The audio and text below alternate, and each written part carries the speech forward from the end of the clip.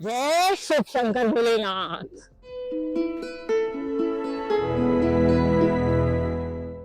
Hello दोस्तों, last video में आपने देखा था कि हम लोग पोखरा से काठमांडू के लिए आ गए थे और आज हम ब्रेकफास्ट करके अपने काठमांडू के होटल से जाएंगे पशुपतिनाथ मंदिर के दर्शन के लिए। और यहाँ बाजू में है, अब ये हमारी साइड में चल रही है बागमती रिवर।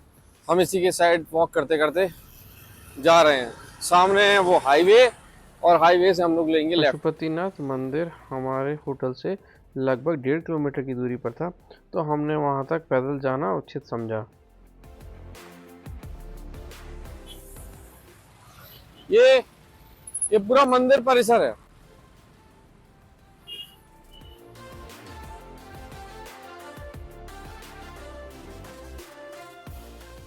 यह है मंदिर का प्रमुख एंट्रेंस, जहाँ से हमने मंदिर के लिए एंट्री की। मंदिर का परिसर इतना बड़ा है कि इसको मैं कहूँगा लगभग हम लोगों को 1 किलोमीटर वॉक करना पड़ा होगा मेन एंट्रेंस से मंदिर तक पहुँचने के लिए।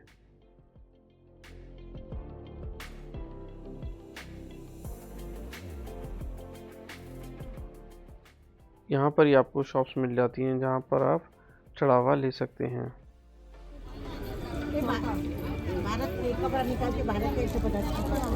क्या भारत का 150, नेपाल 250।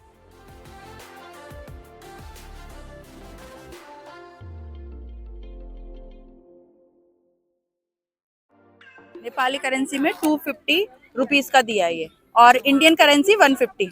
इसमें दूबा, दूध, रुद्राक्ष माला, फ्लावर चुन्नी, नारियल सब कुछ है।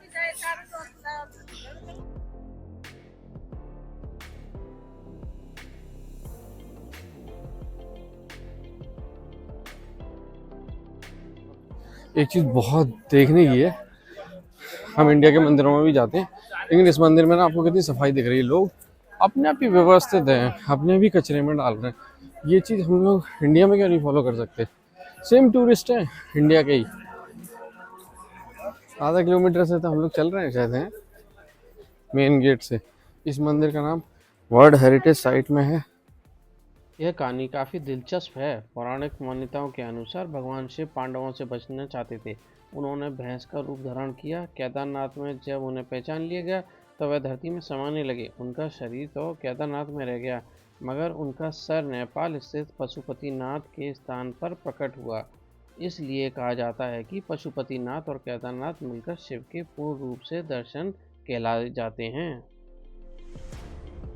हम जो पीछे मंदिर है ना, उसमें जाने से पहले हम सामने यहाँ पर ना अपने शूज़ जमा करवाएंगे, और जो है शूज़ जमा करवा के हम लोग यहाँ से बेयर फुट जाएंगे, पैदल ही जाएंगे।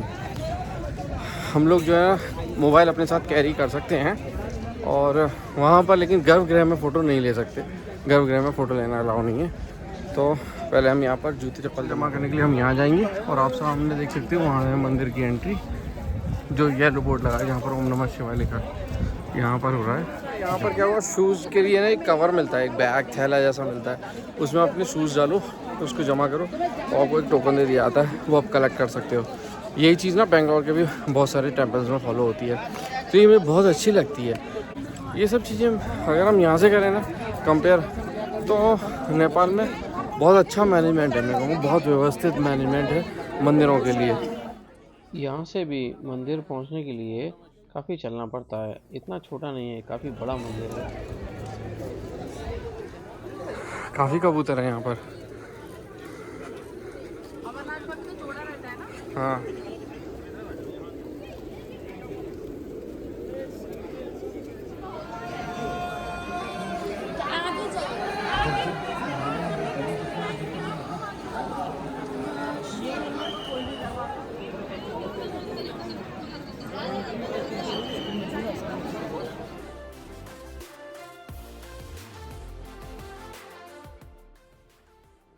मंदिर में प्रवेश करने से पहले मंदिर द्वार पर हमने भोलेनाथ को याद किया, उसके बाद मंदिर में प्रवेश किया।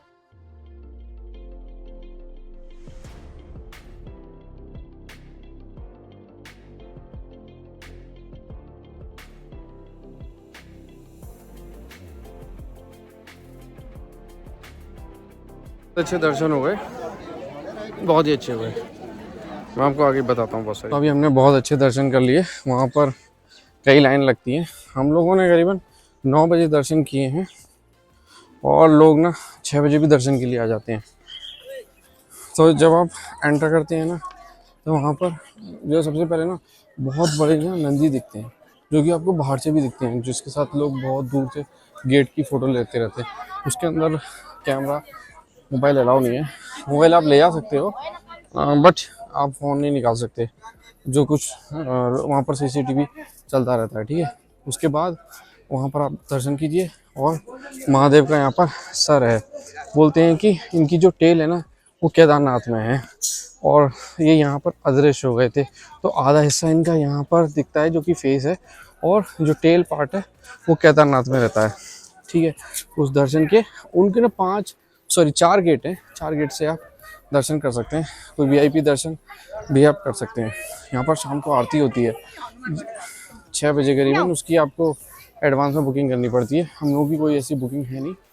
और यहाँ पर उसके पीछे जो नदी जाती है वहाँ पर मोक्ष धाम है, तो वहाँ पर आप आए समय आपको धुआं दिखेगा और उसके अंदर बहुत सारे शिवलिंग हैं जिनकी लोग परिक्रमा देते हैं, और कुछ छोटे छोटे मंदिर भी हैं जिनको लोग जाकर अपनी विशेष मांगते हैं। और यहाँ पर ना एक जगह ना वो भी है, वासुकी का भी मंदिर है। और एक जगह ना बहुत बड़ा पत्थर रखा था, हम लोगों ने देखा, उसको घुमाने से ना वो चंदन पिसता था। हमने चंदन लगाया, सभी लोग ऐसा ही कर रहे थे। और छोटे छोटे शिवलिंग के तो बहुत सारे मंदिर हैं, 9 देवी के मंदिर हैं और भी बहुत सारे। इसका जो परिसर है ना वो बहुत बड़ा है, बहुत बड़ा फैला हुआ है और ना पूरा ऐसा पत्थर का है और कोई गंदगी नहीं है। बड़े आराम से सब लोग नंगे पैर चलते हैं। मेरे पैर गंदे भी नहीं हुए। यहाँ पे शाम को आरती होती है और आरती में आगे बैठने के लिए पहले से बुकिंग करानी पड़ती है। तो आगे के ऊपर चारों सराउंडिंग चारों तरफ बैठाया जाता है और उनको माला भी दी जाती है। तो हम लोगों की बुकिंग नहीं है, तो वो हमको नहीं पता था। यहाँ आके पता चला कि आरती की बुकिंग पहले से करानी पड़ती है और वीआईपी दर्शन की बुकिंग भी होती है। बट लकीली हो गए थे, अच्छे दर्शन हुए। ऐसा कहा जाता है कि जब पांडव लोग थे ना, पांडव लोग भगवान ये युद्ध के बाद स्तुति करने के लिए जगह जगह शिव जी के जा रहे थे। केदारनाथ गए, वो कई सारे जगह गए शिव जी के, उन्हें कहीं दर्शन नहीं है शिव जी के। तो वो यहाँ आकर केदारनाथ में तपस्या में लीन हो गए कि हम शिव जी के दर्शन करके मानेंगे। तो शिव जी आए और भैंसे का रूप रखे और वो भीम को पता लग गया कि ये शिव जी है, तो उनके पीछे भागने लगे। तो भगवान ने ऐसी लीला करी कि उनके आंख के सामने कई सारे भैंसे दिखाई देने लगे। तो उन्हें लगा इनमें से कौन से पशु बचे हैं, कौन से मेरे शिव जी हैं। तो वो सब भाग गए, वो एक पशु से जाने लगे तो उनकी पूंछ पकड़ ली। तो वो आगे का हिस्सा उनका निकल गया है, जो यहाँ पशुपतिनाथ में है, और जो पीछे का हिस्सा है वो केदारनाथ में ही रह गया। ये इसकी कहानी मानी जाती है। जय शिव शंकर भोलेनाथ। पशुपतिनाथ दर्शन के बाद हम लोग सीधे बौद्ध स्तूपा के दर्शन के लिए निकल चले। ये लोगों के लिए यानी कि इंडिया सार्क में आता है, तो हम लोगों ने 100 रुपये की टिकट ली है इसकी, उनके लिए 100 है। बाकी दूसरी कंट्री लोगों के लिए जो ये टिकट है वो 400 रुपये की है।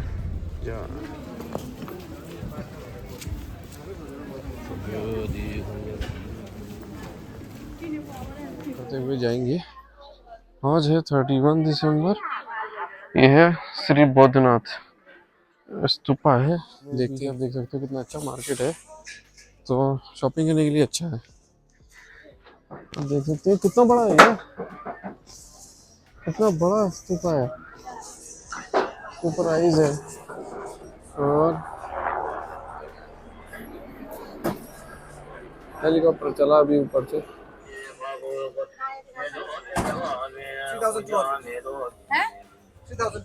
Nepali currency, Indian currency.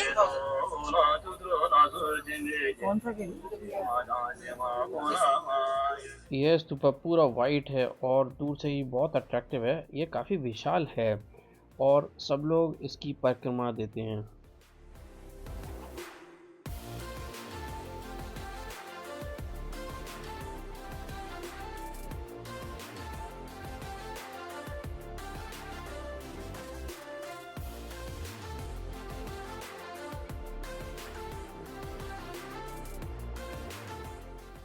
हमने स्तूपा के चारों ओर चक्कर लगाया और वहाँ की शांति को महसूस किया।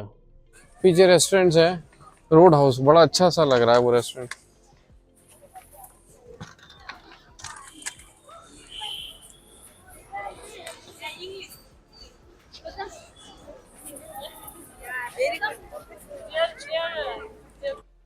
स्तूपा में हर दिशा में आंखें बनी हुई हैं जो कि हर जगह देख रही हैं। यह इसका प्रतीक है कि भगवान सब जगह देख रहे हैं और उनकी करुणा हर जगह है।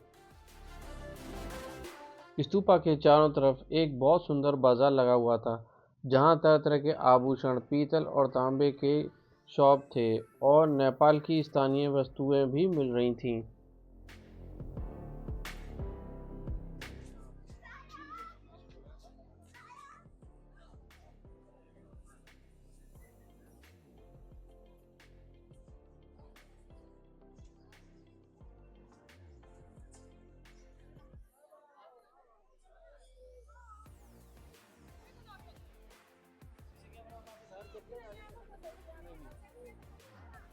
सीढ़ियाँ चढ़कर जब हम स्तूपा के एकदम ऊपरी हिस्से पर पहुंचे तो वहाँ का अनुभव जादुई था।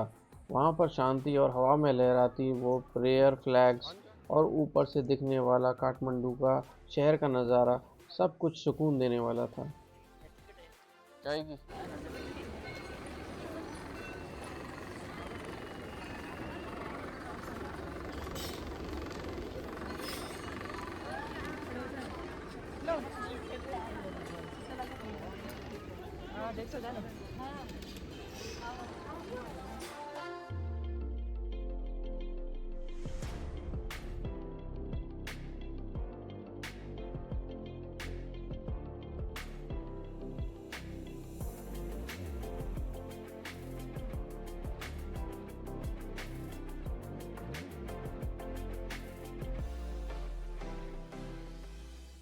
बौद्ध स्तूपा देखने के बाद हम लोग शंभुनाथ स्तूपा देखने के लिए निकल चले।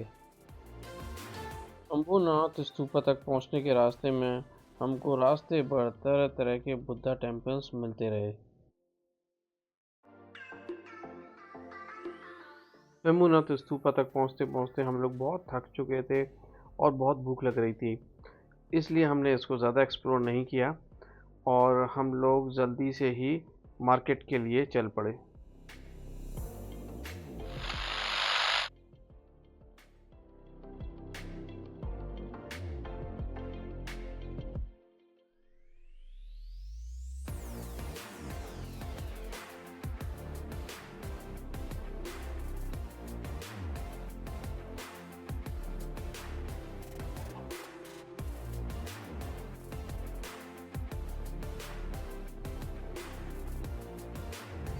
देखो चल रहा है तो बोल रहा है, वैसे नहीं बोल नहीं नहीं उनको कुछ टेक्निक है उसका। भाई ये कैसे कर रहा है?